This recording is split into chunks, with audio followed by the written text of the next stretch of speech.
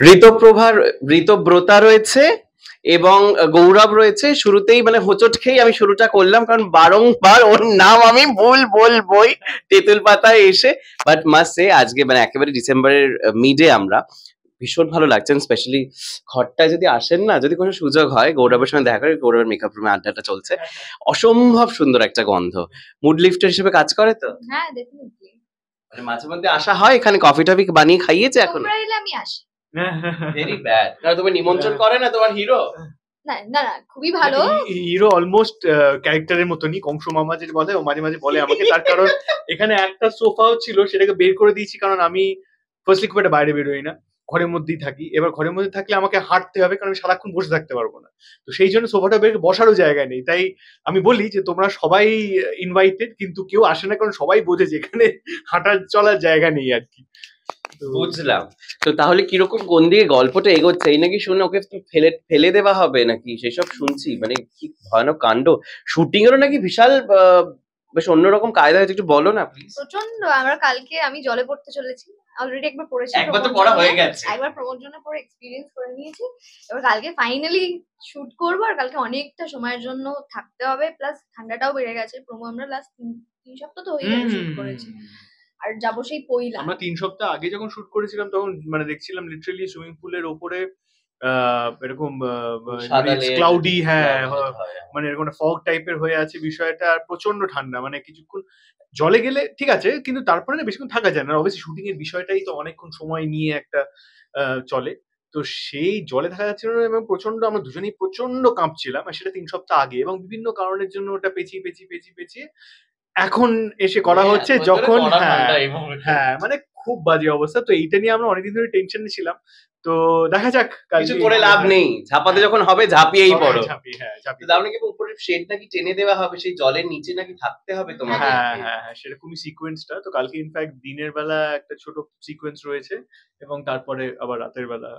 হিরোইনের বক্তব্য তোমাকে নাকি এখন পুরো একদম প্রচন্ড ভাবে অ্যাক্টিভ করে ফেলেছে, প্রচুর নাকি কথাবার্তা হই হুল্লোড় নাকি করছে হিরোইন। এই অফ ক্যামেরা এতক্ষণ গল্প হচ্ছিল তোমাকে নিয়ে, কি কি বদলাতে পারলে তোমার হিরো? ও আচ্ছা, কি বদলাতে পেরেছে শুনি? এখন অনেক বেশি কথা বলে না, কথা বলতোই, কিন্তু আগে আরেকটু বেশি রিজার্ভ ছিল, এখন সেটা করতে পারে না। তারপর এখন হ্যাঁ এখন মাঝে মাঝে আড্ডাও দিতে যায় ওই ঘরে যায়। আচ্ছা, এখানে আগে যেত না? না, আমাদের ওই ঘরে মানে ছেলেদের আরেকটা যে ঘর আছে সেখানে প্রচন্ড গান বাজনা হয়, যেটা বলছিল। তো সেখানেও এখন মাঝে মাঝে যায়। এবং হ্যাঁ, সবাই কেউ যে আমাকে মিসআন্ডারস্ট্যান্ড করে না, বোঝে যে আমি খুব ঘরকুনো মানুষ একটা। তো সেইটা একটা ভালো ব্যাপার, এবং সব খুবই ভালো, আমাদের টিম খুবই আনন্দ হয়। এবং হ্যাঁ, মাঝে মাঝে ওই বললাম ওখানে একটা কফি মেশিন আছে, সেখানে গিয়ে মাঝে মাঝে কফি খাওয়া হয়, আড্ডা হয়, সবই হয়। মোটামুটি সবকটা ঘরই একটা ক্যাফের সেটআপ রয়েছেই। হ্যাঁ, সেটা একটা ছোট সেটআপ ছিল। তারপর গৌরব দাই সেই কফি মেশিনটা গিফট করেছে ওদেরকে।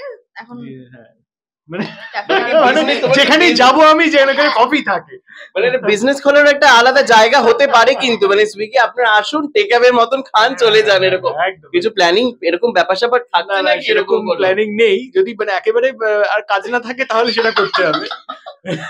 তো সেই দিন যাতে না আসে, না সেই দিন একদমই ওটা আমরা চাই না আসুক, নাহলে আমাদেরও একটা ব্যাপার গল্প হয়ে যাবে, আমরা কোথায় যাবো। না না অফকোর্স না, এত খারাপ ভাবতে হবে না।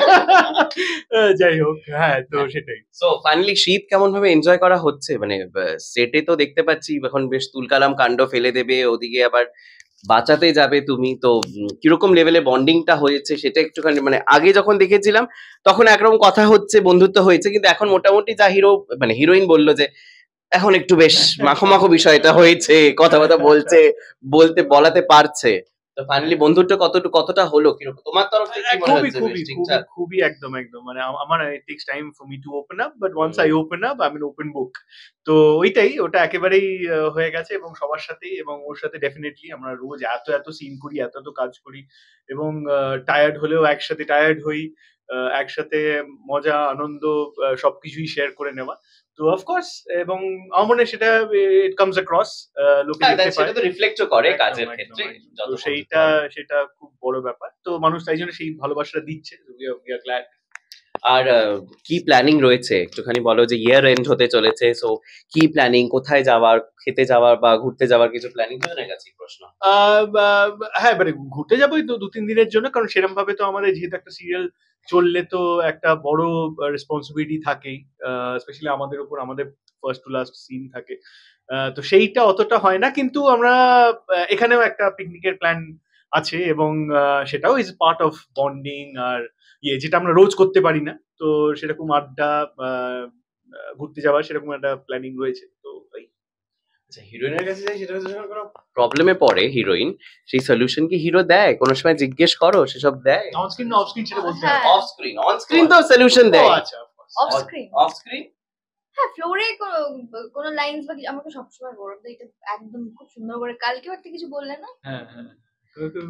না, না, আমি বলতে থাকি, এবং আমি প্রথম না যেটা হতো, এই মানে প্রথমে আমাদের সম্পর্ক এবং পরের দিকে সম্পর্ক ডিফারেন্স। প্রথম দিকে আমি বলতাম যে, শোনো, মানে আমার জাস্ট মনে হচ্ছে, মানে আমি থাকলে এটা বলতাম তুমি তোমার মতো করো, কিন্তু আমার জাস্ট মনে হয় স্ক্রিপ্টে বোধ হয় এটা এইটা মিন করেছে, জানো তো। ও আচ্ছা, তারপরে ওখানে সেটাই করতো খুবই ভালো ইয়ে করে। এখন যেটা হয়, এখন আমি বলি না, তুমি না এটা না এইভাবে করো, আমার মনে হয়। হ্যাঁ, হ্যাঁ, হ্যাঁ। তো এই বিষয়টা আর কি এখন একটু আমি ওপেনলি একটু ইয়ে করে বলতে পারি, কিন্তু প্রথমে একটু সংকোচ করতাম। যেমন হয়তো গাড়ি কিনবো সামথিং লাইক, কোন গাড়িটা সাজেস্ট করো বা কোন মডেলটা বেটার, মানে এরকম সলিউশন কি ও চায় বা তুমি চাও ও দেয়? না, না, সেরকম তো এখন অব্দি যাইনি। হ্যাঁ, হিরোইন গাড়ি আমি প্রশ্ন করলি। না, সেরকম এখন অব্দি। হ্যাঁ, ঠিক আছে, আগামীতে আমরা খোঁজ নেব সেসব প্রশ্ন সলিউশন পাই অব্দি চলে, এইটা আগে এই রে, চলবে না, না আমরা কোথায় আসবে, এরকম তোমরাও বলো না প্লিজ, খুব চাপ হয়েছে আমাদের।